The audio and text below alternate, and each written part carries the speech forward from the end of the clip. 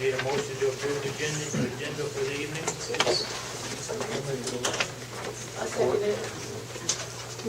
Bob made the motion and, you're in second. If all of you commissioners have had time to read the minutes from April 10th meeting,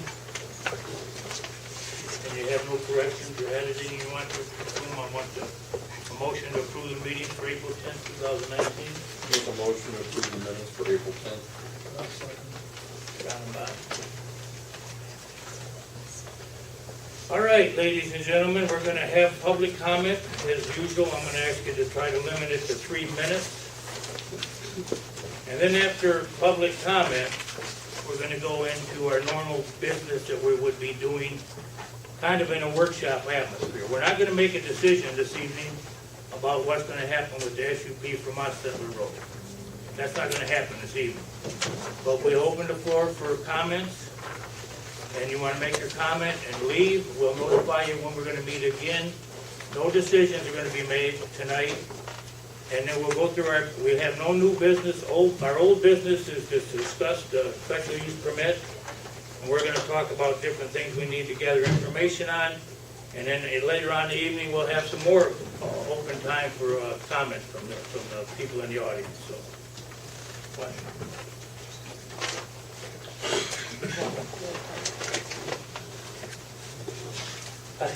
excuse me. I need a motion and a second. No, we had that, but we didn't vote on it. Motion and second and I need a roll call. Yeah, I need the motion, a second, and roll call vote, vote on the approval of the roll call. Somebody want to make a motion to approve the roll call? I make the motion. You know, Stan Lewis will second it. What else you got? The agenda. Motion to approve the agenda, the agenda is, Oh, we just didn't vote on it. we didn't vote on it. We need a vote. All in favor? Aye. No one opposed? Motion carried. Approve the minutes of April 10th, we already did that. Right? But you didn't vote on it, right? Vote on it. All in favor of approving the minutes of April 10th? All in favor? Aye. Aye. No opposed, it's good. Back to what I was saying, you have 3 minutes if you want to open the floor now for public comment. If you want to have any questions or comments you'd like to make before we get into the business of the evening, which is us discussion as a group, how we're going to approach our next progressive meeting with this special use permit for Fisher Sand and Gravel. Anyone wants to say anything? Yes, ma'am. Your name, please? Valerie Kuziak. Valerie Kuziak. Excuse me.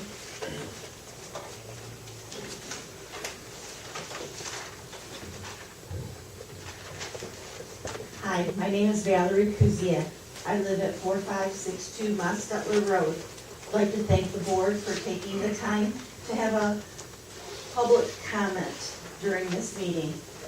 I'd like to share a story. In 1967, 8 couples, all friends, went together and purchased 80 acres on Mostetler Road. A place to camp, get back to nature, as most of them lived in the city, and relax. Grandfather said it cost a lot, but land is worth it. Instead of normal 1 or 2 week family vacation, this group spent weekends and holidays at their property, walking, hiking in the woods, exploring the flora and fauna, swimming at the state park, riding snowmobiles, dirt bikes, hunting, fishing, hay rides, and telling stories around the campfire.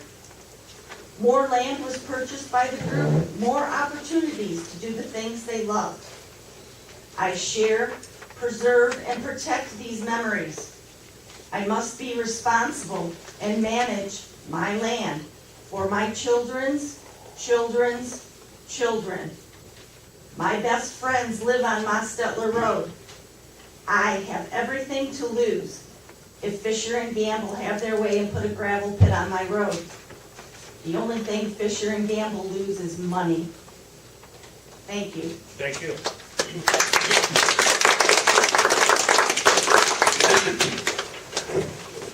Yes, sir.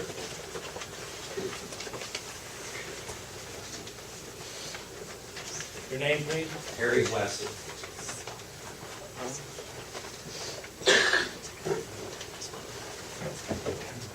My name's Harry West, and we live across from Fisher Sand and Gravel, across the expressway. We've been there for 35 years. The first 5 years we lived there, we had excellent water condition. Once Fisher expanded its program, our water turned to almost pure lime, and it's that way today. I cannot prove that that's the problem or where it's coming from, but I can just about guess that that's the reason that our water is bad. They've also destroyed everybody's home value in the neighborhood, and their expansion has caused serious problems about homeowners' value and the groundwater quality in our neighborhood. Thank you.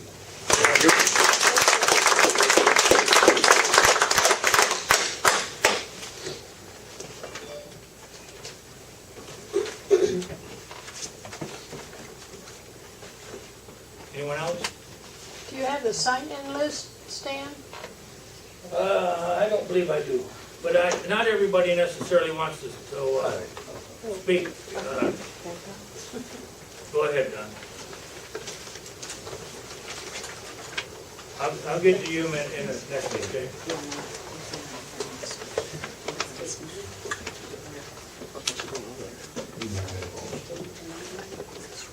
Right. Fisher Sand and Gravel is requesting a special use permit that does not fit in our neighborhood. To me, the most dangerous part of their plan is hauling the gravel out on Monstetter Road. I have driven gravel trains when I was pretty young, and I believe having them drive up and down Monstetter Road is very dangerous. When you drive that road, you're blind to what is ahead on many of the hills. How can a huge gravel train with limited ability to stop react when they come upon someone turning out of their driveway, or an Amish cart on their way to town, or a car stop, or kids going up the road, or a deer jumping out? But the road is barely wide enough for two trucks to pass. There is no shoulder, no way to get away from the gravel train coming toward you or pull off if you have a problem. It's easy for us who use Monstetter Road to know that there will be an accident with one of these huge trucks, and we were wondering what responsibility Hayes Township will have when it happens. Will the township be sued for allowing the conditions that made this accident and disability possible? And will our taxes go up to pay for Fisher's well? This road will not sustain the kind of abuse an average of 432 gravel trains driving it every week, according to their attorney. In order to make it safe, Fisher's should pave the road if you guys approve this. Put a shoulder in, bring it up to standards for the kind of abuse they plan. The threat of the danger caused by these trains on this road is one of the 1,000 reasons to deny the special use permit, and to let Fishers find property on a paved road and hopefully an area zoned correctly so they don't need special permission.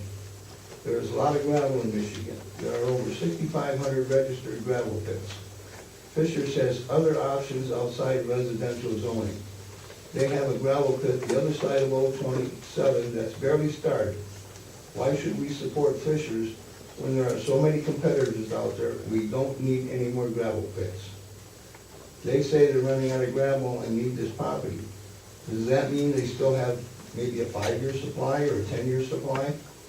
They still have gravel and other gravel pits. Why should we lose our lifestyle for the next 30 years? Their attorney said he had appraisals to prove that our property values won't go down. An appraisal doesn't matter, only what it can sell for. Would you, board members, buy a property or a house with heavy trucks running down the road every 10 minutes? Or would you buy a nice, quiet neighborhood? Our property values would suffer very serious consequences. I'm asking this board to use common sense and deny this permit. It would ruin our neighborhood and in some cases, the lives of the people living here. Thank you.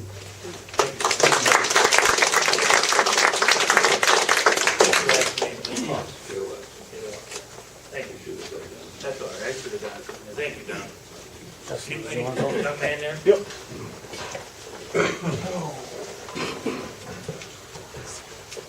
I'm Justin Hayward, my significant other's family owns 5035 Moscato. This is the Michigan Zoning Enabling Act of 2006. I don't have enough for everybody, but I got a few of them. Sorry, I only got a couple. So, the Michigan Zoning Enabling Act of 2006 states that the standards shall be consistent with promote the intent purposes of the zoning ordinance and shall ensure that the land use or activity authorized shall be compatible with adjacent land uses.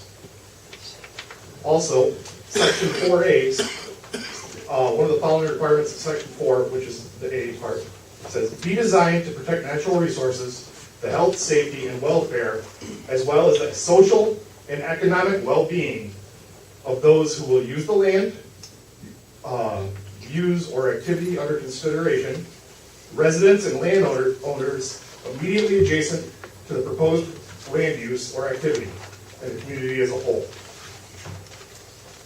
That's something that has to do. I have a study from the Upjohn Institute, which shows that adjacent properties and nearby properties will suffer greatly from this being. Some adjacent properties within 0.1 miles will fall as far as 35%. And at that point, is that protecting the economic well-being of your residents? Last meeting, their lawyer was speaking, and he said that I had mentioned that the water table was 30 feet, and he said I was incorrect on that. I have Patty Young's well here. It says the static water level, when it was drilled, was at 16 feet.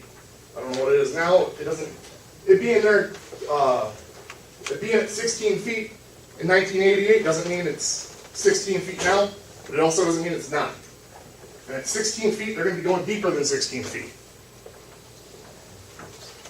I don't know. Those are my real big concerns. And you're looking at, they said there'd be 3 trucks an hour.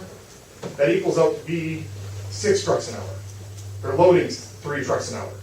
So they go in and they go out. You have to hear them come in, you have to hear them come out. And then you have heavy equipment loading them, which probably doesn't matter to everybody else, but Patty Young being horseshoed by this on 3 sides, we're going to see it. I appreciate it.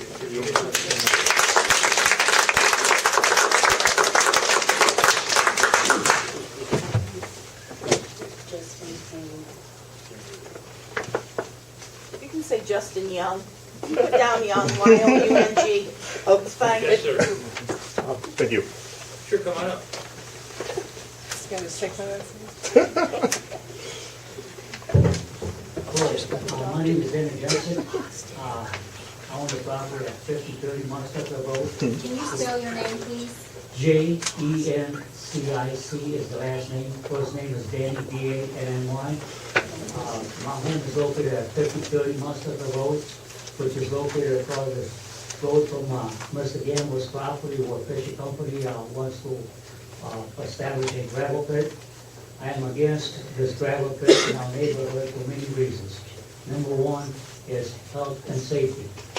Our health will be jeopardized by breathing the sin, dust from the gravel pit, as well as diesel exhaust fumes from many gravel haulers that are going to be going back and forth on Monticello Road. I'm against this gravel pit in our neighborhood because it will be too close to our homes. Our drinking water can also be contaminated. I'm against this gravel pit because it does not fit in our rural neighborhood, even according to our own zoning rules for a special permit. The gravel haulers will also cause great danger to daily users of Monticello Road, especially in the areas of some of our very high hills where the visibility is greatly diminished. The high level of noise and air pollution, especially from all the gravel haulers, will be a constant nuisance 6 days a week. My home is 30 feet away from the road. about 8 or 10 years ago, a special use permit for a gravel pit on the same property was applied for, which our township has turned down. Thinking that was the end of that, I have since then invested in addition to my current improvements over $100,000 of my life savings and bringing in a total over $200,000 that I have invested in my dream retirement home.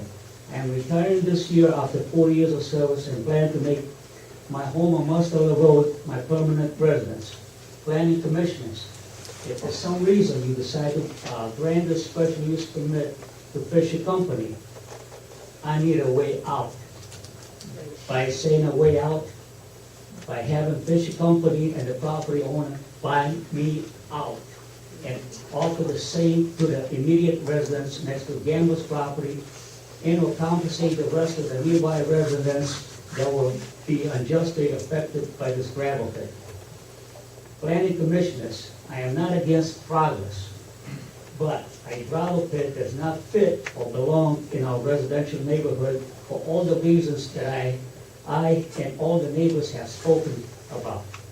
The gravel pit will be better situated in a business zone or a non-residential area. Planning commissioners, I want to ask you and everybody else in this room, would you buy a home next to a gravel pit knowingly, even at a bargain price of what it's worth? I think not. I know I wouldn't. In conclusion, I love my home on Mustard Road, my neighbors, and the Harrison area. However, I will not jeopardize the health and safety of my family, relatives, and anybody else by living next to a gravel pit. Planning commissioners, when you make a decision, please take all neighbors of our neighborhood into consideration and how drastically this will affect and change our lives.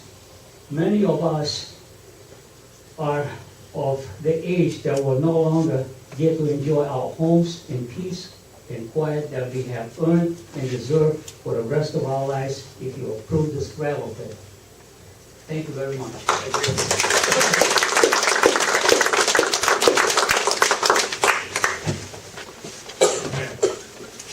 Your name, please? Lavon, Lavonn, Mahar, Mahar. Just so you know, you can see last meeting and this meeting on YouTube. Part of Mid-Michigan has made this meeting available for everyone to review afterwards, just so you know. Thank you. And last time I was a little disturbed about that letter that went to Rod from Vance, because there is an issue going on with the dust cannons. And yes, gravel pit industry by all sources in the state of Michigan and the federal government. And there's lots of these anti-dust cannons. So some of that solution is available. One of the big, more popular ones, they call it Moby Dick, just so you know. As the other thing is, the issues of our road. I have to tell you, I've met a lot of good people on this journey. But I was surprised, much like when you go get a license, we have a license bureau. Did you know that there is a bridge bureau? Bureau of Bridges. It's a federal law, federal government, that work with, they call it Bay County, Zone 4. That's where all our bridges are responsible and all the money, the funds to maintain them. Montstellar bridges are up for having some work done under them. That has not done, it's not scheduled for another 4 or 5 years. But talking to MDOT and all the people there, they have an immediate solution to help us. They have gave me, and I did not realize that this number was motor carriers meant state police. So I gladly called them to tell them my situation. I'm like, why am I telling this to the state police? Well, there you have divisions. And the motor carrier division, because we don't know how fast they're going to pull this off and what, by that letter that said to Rod, this must go through, they are willing to bring in what they call a weigh station, and they call it a portable scale. And because our bridges, and they sent me all the data on it, I'm only a minute and a half, Stan, they said that no, those bridges aren't going to support that weight. And if we have a town or a road commissioner and you referred to Deepak, I'm never sure who's running this county, but anyway, they should know that. So I have asked these people from the Bureau of Bridges, that's a federal organization, for Bay 4, which is our road people, and by the way, there's 84 bridges in Clare County. And I know the ratings on all of them. There's a group out of Tallahassee, that's all they do all day long is talk about bridges. So I've learned a lot, met a lot of nice people, and I'm not gonna stop early. Thank you. Thank you.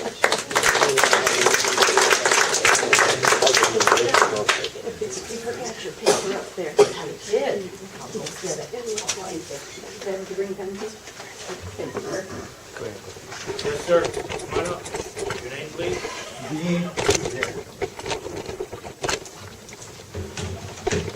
I live at 4562 Mount Stellar Road. My wife and I live just down the street from the proposed gravel pit. My mom and dad live directly next door to the proposed gravel pit. In regards to Fisher Sand and Gravel, I've read their environmental impact report, and they state, due to the wooded nature of the property, the proposed use would be almost unseen and unheard. What a joke. As you know, 80% of the trees were cut off that property during their last venture with Motor Mania. Sound doesn't travel just 70 foot tall and fade away. Sound travels for miles. Besides, what do we do during the 6 months there are no leaves on the trees? Do we just hide in our houses and pretend we don't see or hear anything? Their real estate survey showed no real change in property values. In some cases, they went up.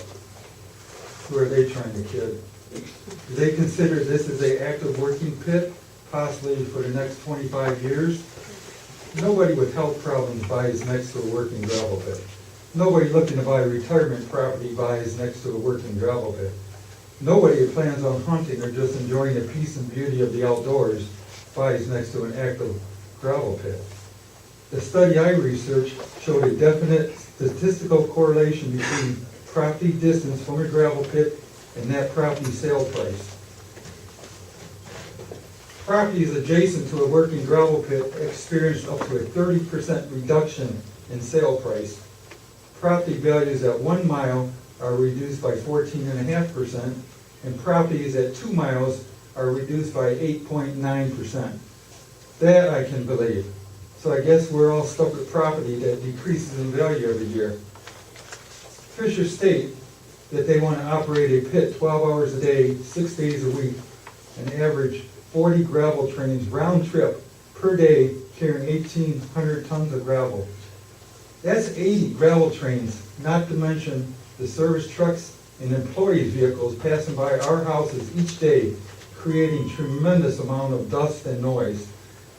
Heck, this past winter when the snowplow would come down the road, I would run through the window to see what all the commotion was about. Can you imagine 80 or more trucks a day now?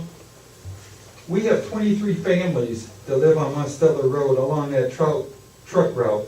23 families, plus a Baptist church that will be drastically impacted by all of this.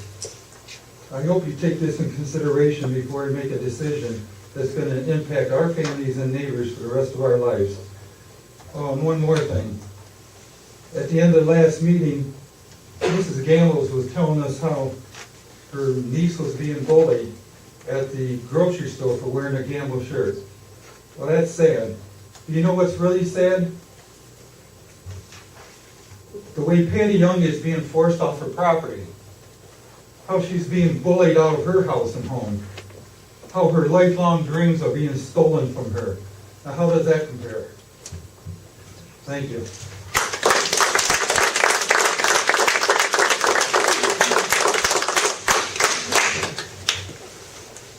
Anyone else?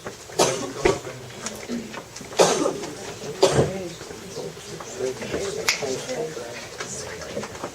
Let know what's your name, please. Teresa, T-E-R-E-S-A, Booms, B-O-O-M-S.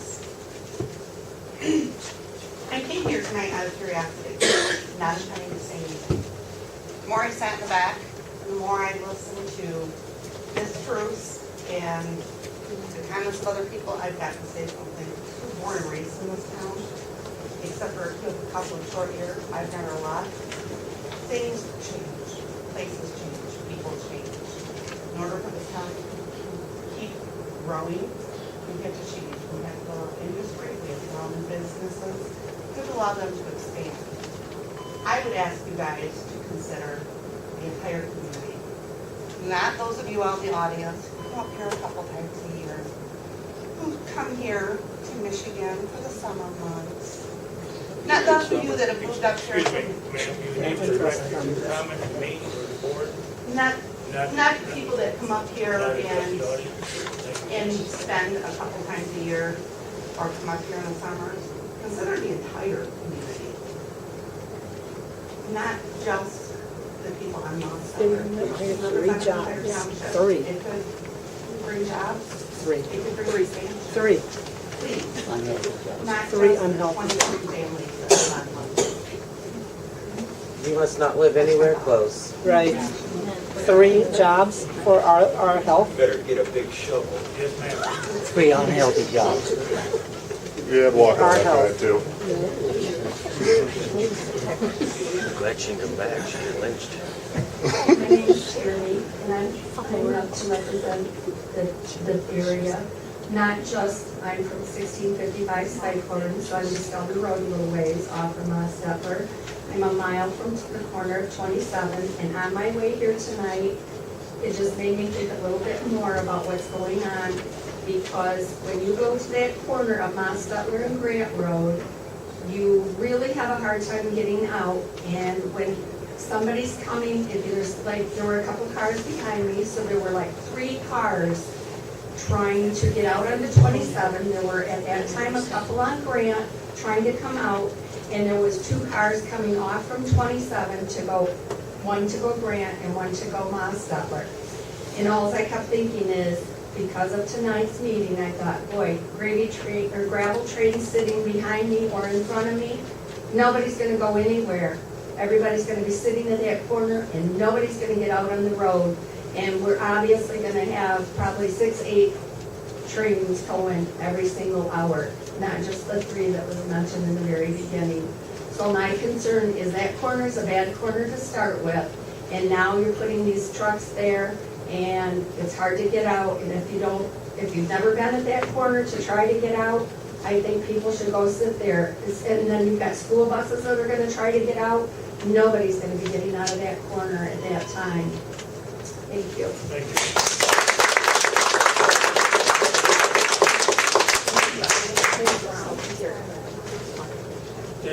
Just a minute. Yeah, thank you.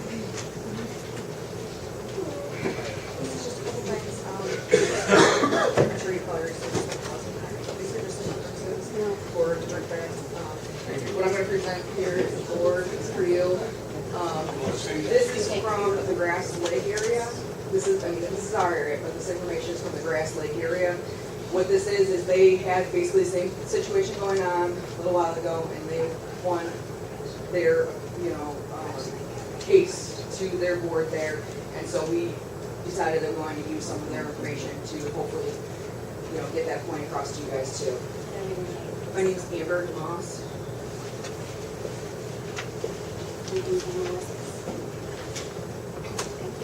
Okay. So basically what this board here is showing the wind, how the wind was going to carry the particulate that might be coming off of this gravel pit.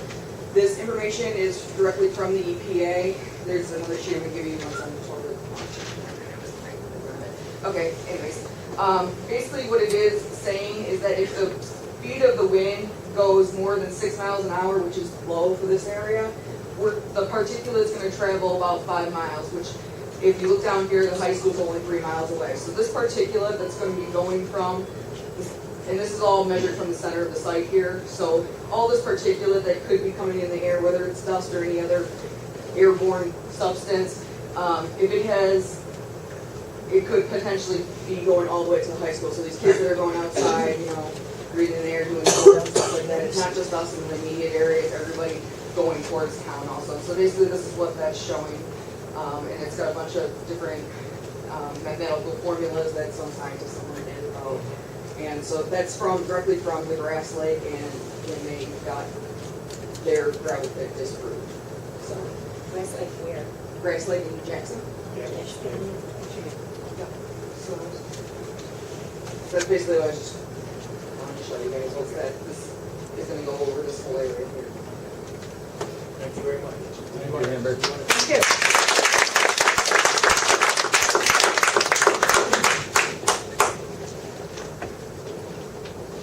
I want to make sure there's no one else first. Okay, I just wanted to finish up something. Robin, you want to come up and speak? Just briefly, yes. Robin Lindstrom. I live at 4603 Mostetler, and I am right at the bottom of the steepest hill once they leave that gravel pit. So they are continually gonna hit their brakes as they're coming down. And what time of day are they gonna start doing this? At 6 o'clock in the morning when I'm still in bed? Also, our road has a lot of ATVs and off-road vehicles, whatever, and supposedly the speed limit for these ATVs and that are only 25 miles an hour.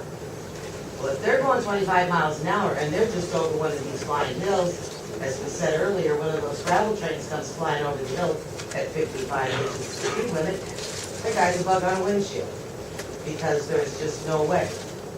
Granted, most of them don't do the 25, but there are a lot of older people in their little side-by-side, or whatever you call it, that cruise up and down the road at 25, 30 miles an hour. And there's just no way they would be able to get out of the way of these trucks. I don't know the statistics of the health issues and the water level and that. I just know that the traffic from the trucks and my house will not tolerate it. My house is probably one of the oldest houses on the road, to the point that even the city can't tell me when it was built. Just when the log trucks went through was bad enough.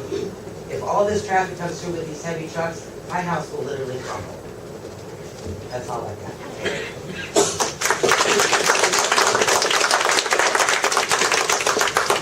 Lamont, I'll give you one more shot. Okay, just to finish up, because MDOT is, for Michigan, the thing is, on the bridges 1720 and 1721, I proposed the dilemma that they're having, how are they gonna get that gravel out? And so they got on the Google Earth and they said, well, they could go down Spikehorn, cross Sutherland and pop up on Town Line, because the bridges will not hold it, and that's why we're willing to let them put that scale and that weigh station on our property, so that will help those guys. Too sharp of Because those curves. bridges, They couldn't do it. Huh? There's super sharper curves on that road. They couldn't do it. Well, they can't use the bridges according to MDOT and the Bureau of Bridges. Thank you, Sam. I want to give it, go ahead, sir. We haven't had a chance to talk. Dick Irvine.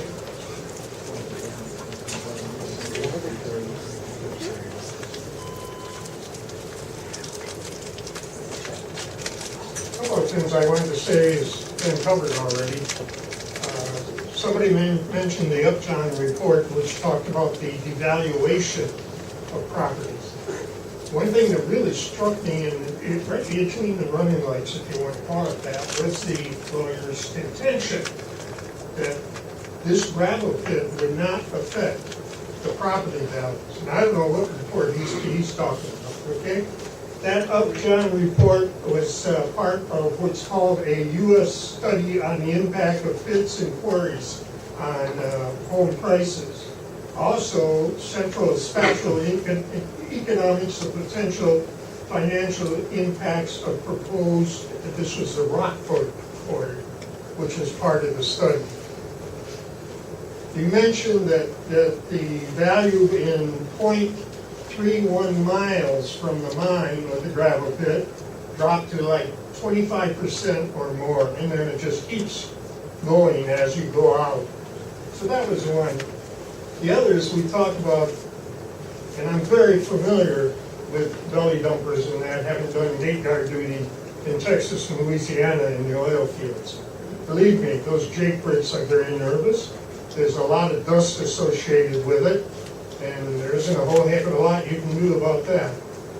The other thing that really concerns me, because I use that intersection almost all the time, anytime I gotta go to town or anywhere, or go south down to Mount Pleasant or Clare, I have to use that intersection at Mostedler and Grant and Old 27. I live in Arita in the Dancer subdivision. 2 cars coming on Mostedler, stop with the stop sign, blocks you from Grant getting out. okay? I talked to the people at the dock, which is the party store right there. She says her main concern is not that she's going to lose business, because she knows that's going to happen if the trucks are traveling through there, but the accidents that can happen. One belly dumper stopped at that stop sign, blocks that intersection coming off of Grant.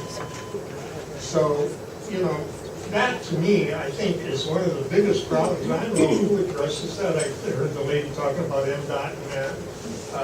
And I would think there'd have to be some kind of weight restrictions onto that highway. I mean, at Grant, we have a seasonal weight restriction. Don't know what season it is. They took the sign down, so I guess it was winter. But that's my main concern. My main concern is somebody needs to address the issue of that intersection. You, the board, you're in a heck of a position. No matter which way you go, guys, you'll probably get sued.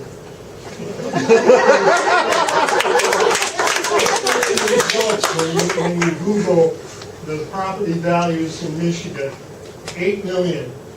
And on the first couple of pages, I didn't read all 8 million, but on the first couple of pages, everyone reinforces that your value goes down.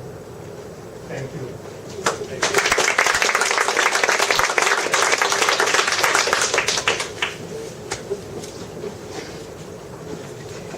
Virginia, want to come up and talk? Up to you after everybody else is there. 10 seconds, everyone.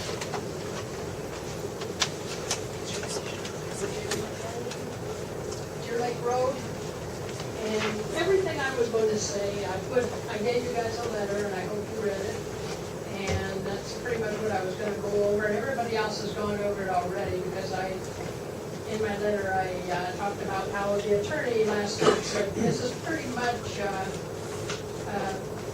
let's see, basically a legal obligation to issue this permit. I don't see that at all, and I went through that zoning act, and it says, yeah, you can't zone out gravel pits, but it also said that you have to be considerate. 6 points where they said, you've got to consider us. And I know you've heard them all, you've read them all, you just haven't go over it. The other thing,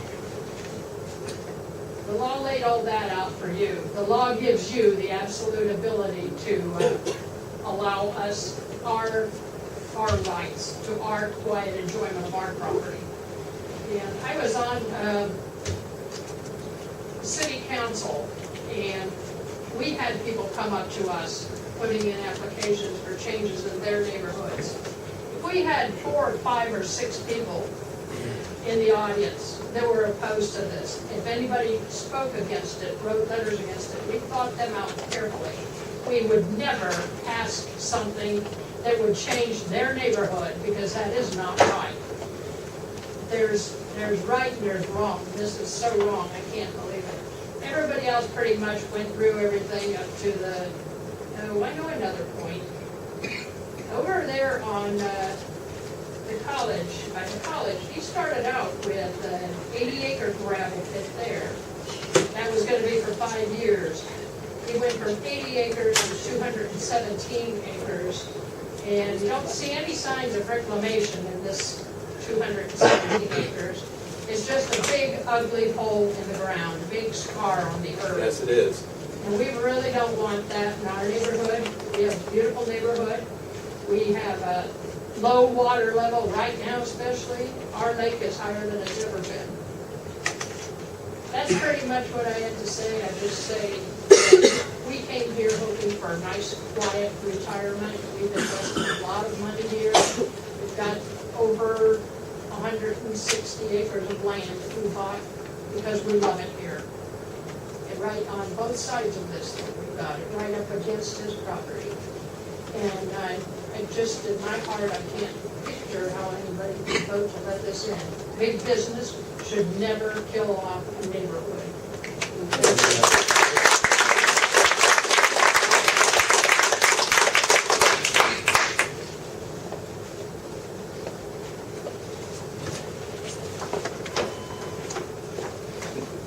Justin Hayward. Justin, give us everything now, I don't want to keep calling you. Sorry, it wasn't something that I was going to say to begin with. Someone mentioned the bridge needing work in the next 4 or 5 years. And that would close the bridge, theoretically, in most cases. Where do they go that way, at that point? Like, there's no other way in or out of this pit with the other way, because the other way won't hold the vehicles, I believe they said last time, correct? So they're only gonna be coming in over this bridge. This bridge is closed, what do they do? What do we do? Yeah. Well, I mean, you guys have the other way, don't you? Yeah, we can go. 6 miles Yeah, out of the but- way, yeah. All right, if we have no more, come on, state your name. Not part of it, so, yeah. We've got property off Cranberry Lake Road. First, I wanted to address the comments made a few comments ago. First, the woman who talked about the summer people who come up here for a few weekends a year or for most of the summer. I think you should consider what they do, because if there's a big gravel pit that scares away the hunting game and puts dust in the air, those summer people aren't going to be coming up here as much. And they're not going to be buying meat at Steve's Meat Market, and they're not going to be camping at Bud Lake. They're not going to be enjoying the winter either. And this will, it sounds like it's going to make a ton of noise. It will scare off the game. There are a lot of hunters in this community. They're not going to be happy about that. I suspect this does fall under the jurisdiction of a number of EPA and Michigan Department of Environmental Quality guidelines. In particular, I know that there's a 2010 EPA Environmental Justice Guideline that mentions you can't force certain types of projects on communities that don't want them if they are in a lower income area. It's part of their environmental justice criteria.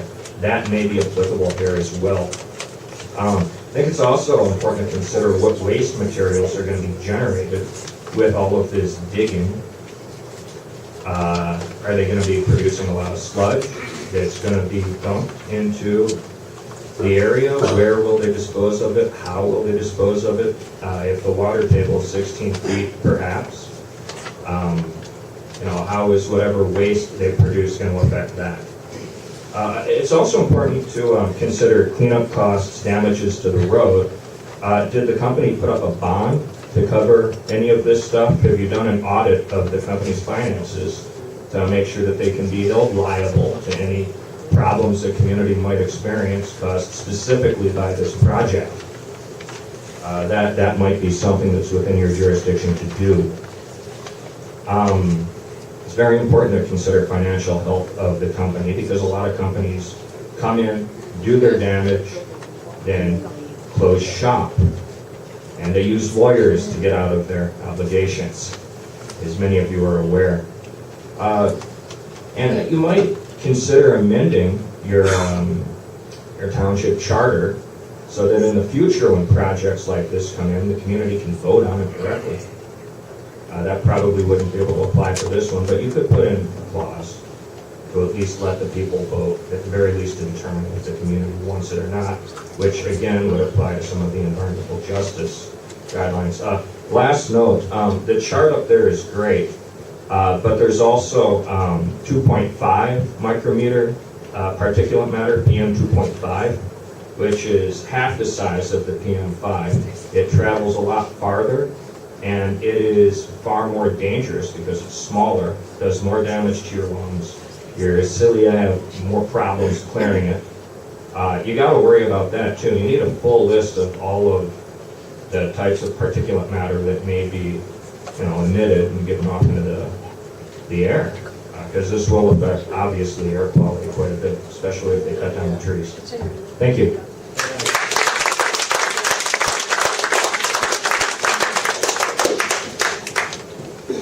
We have no further. Come on up. Tell your name, please. Jim Cooper.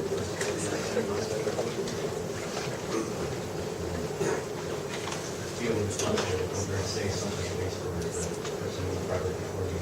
I have 8 acres across the street from us. Can't hear you. We have a hard time hearing you, Mr. Cooper. There you go. Is it on? Can you hear me now? Yeah, there. I feel obligated to speak for the person that owned the property before me, which was Ken Clark, 80 acres right across the street from all this. I know he bought it for his kids and grandkids, and now my grandkids. I'm not really afraid for the future of it. I just briefly, I got a letter informing me of this proposal just day before the first meeting. Nowhere near, in my opinion, adequate time to research any information about it, which I didn't like anyway. But the water table thing, I've noticed since they've done their testing over there, I have odor in my water that I never had before. Their well water is fantastic. I have a lake in the back of my property, it's private, concerned for that. I want to know if any of you been down on Stepper Road, you know where it is, and you drive down there, ever, I'm comfortable saying every one of us on this committee have been by there more than once. And you honestly think that they can handle gravel trains? We have people that are gonna determine that for us.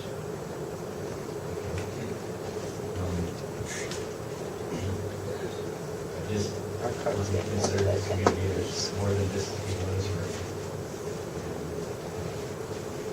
I know this is about money. I don't care what they say you're gonna make from it, it's gonna cost you more than whatever you wanna go.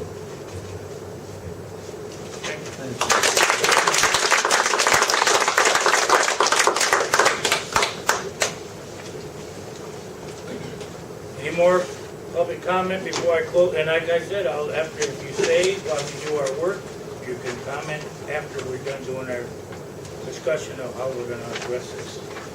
Anyone else like to speak before I close this part of the meeting? Thanks, Dave. Yes, Don. One thing I'd like to point out is them apartments that are surrounded by Fisher's gravel pit, they're up for foreclosure right now. They can't rent them. So, I mean, that shows you the value of the property. That's it. Mr. Chair, will we be given an opportunity to respond, or should I do that now? I'm gonna get to you next. I'm gonna close the public comment. This is time. Go ahead, I'm sorry, Mr. Pont, go ahead. Thank you, Bill. Okay, first of all, I wanted to note a few things for the record. We provided the clerk at the beginning of the meeting, and actually provided the zoning administrator before the meeting, some letters which go further in demonstrating and clarifying the need. There was a letter from the road commission. Can you hear okay back there? Is it- No. It's a letter from the road commission and a letter from Fisher Sand and Gravel, that our official Fisher Construction Aggregates, that spells out the type of material that's going to be extracted and the public need that's needed for that. And it's important to understand that the whole reason why the Michigan Zoning Enabling Act was amended was because as a matter of state law, you look at the need that is beyond, the small area that is actually needed. So it's important to keep that in mind in your deliberation process, that you're looking at a broader policy that's actually established under state law. And while we talk about state law, someone came up and provided you copies of the zoning enabling act. I want you to absolutely read every word. What that provision says is that says that the township is authorized to provide an ordinance. It basically enables, that's why it's called the zoning enabling act. It enables a community to adopt an ordinance that can control those things. It provides basically general guardrails that your guidelines and your policies should follow under those circumstances. But at the end of the day, you have to follow the Zoning Enabling Act and the language in your ordinance. And I know that it's going to be, it's very unpopular, but the reality is that for a special use permit, if you meet the criteria, the law does compel the issuance of the permit. It's not a popularity contest, and there's a lot of angry people, I get that, but at the end of the day, the job of the planning commission evaluating special use permit is looking specifically at the criteria, looking at whether or not there's substantial, competent, and material evidence to support the application. And if there is, then a permit is supposed to be issued. I'm sure the council will certainly advise you of what the process is. Also, something that was provided to the clerk at the beginning of the meeting, and I provided a copy for all of you. Mr. Fahey asked for a larger plan size view of the restoration plan, how it looks after all of the activities are completed.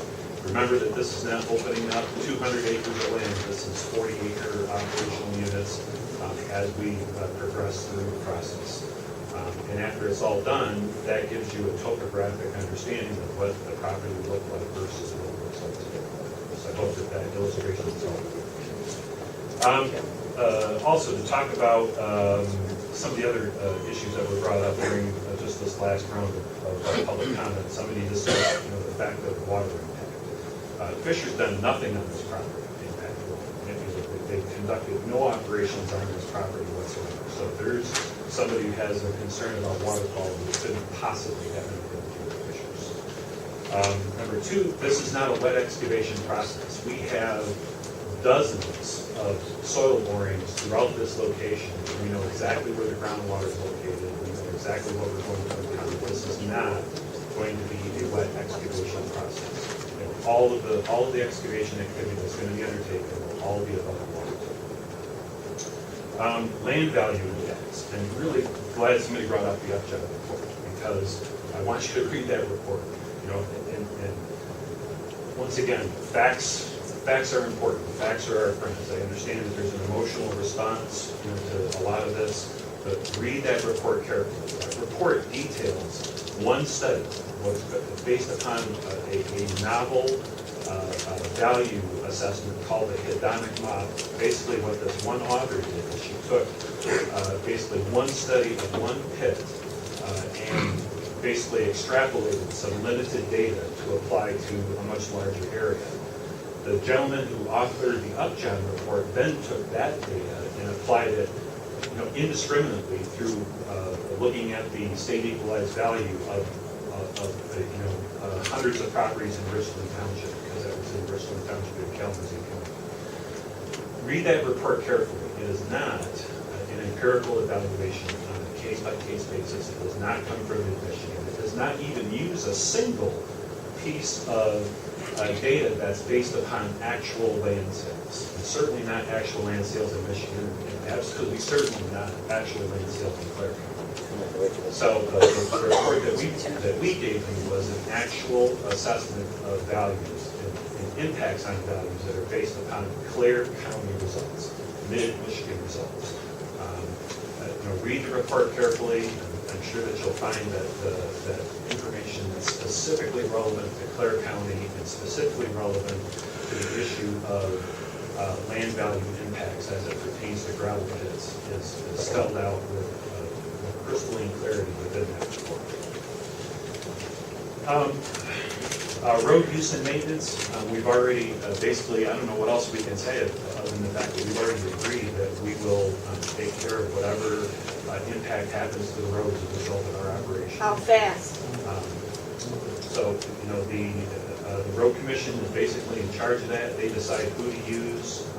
They decide what material to use. If they tell us to jump, we're going to ask how high. That's basically how that process. What do they need a lawyer for? Why do you always pick on poor counties? Hey, let the man finish his presentation, please. You had open comment. He wants to address us with his responses to your concerns. Let's let him finish, please. I'm sorry? Some of it's wrong. Well, we'll be able to determine that. We're doing it. We're keeping up on all this stuff. Well, let's let him finish so we can move on, please. Thank you. For traffic safety, you have the summary report that was provided by OHM that shows that there is adequate turning radius, clear sight distance for left and right-hand turns. You're absolutely right that right now the only exit is off to the west because the bridge to the east won't accommodate it. The assertion that the other bridges will not accommodate is absolutely absurd. There's absolutely no foundation for that whatsoever. There's no turn zone. We talked about the zoning enabling acts provisions. As far as the silica exposure concerns, we've heard a lot about silica exposure. I appreciate the folks who brought the wind speed dispersion models. One thing that was completely inaccurate that was stated as fact is that US EPA supports that data. That's absolutely incorrect. We provided you a actual silica impact analysis that's been done has been, it was a compendium of results from the University of Wisconsin, from the US EPA. They could find no statistical increases in silicosis or any other respiratory manifestation of disease as a result of sand emissions. So that is, saying that that was something that was endorsed by the US EPA is just absolutely without foundation. With respect to another US EPA misnomer, somebody else indicated that the US EPA environmental justice guidelines apply. That's absolutely incorrect. The US EPA's environmental justice, that's their policy and their guidelines apply to federal permits. They do not apply to state permits, and they certainly do not apply to local permits. That's all stupid. Oh, also, a good point was made about bonding. Certainly bonding is required under your ordinance. We certainly expect to provide whatever necessary and appropriate financial assurance mechanisms are needed. So we certainly have no objection to that. But that's already covered in the ordinance. It's something that we're working on for, I don't think that, it's really impediment. And of course, as always, if you have any further questions or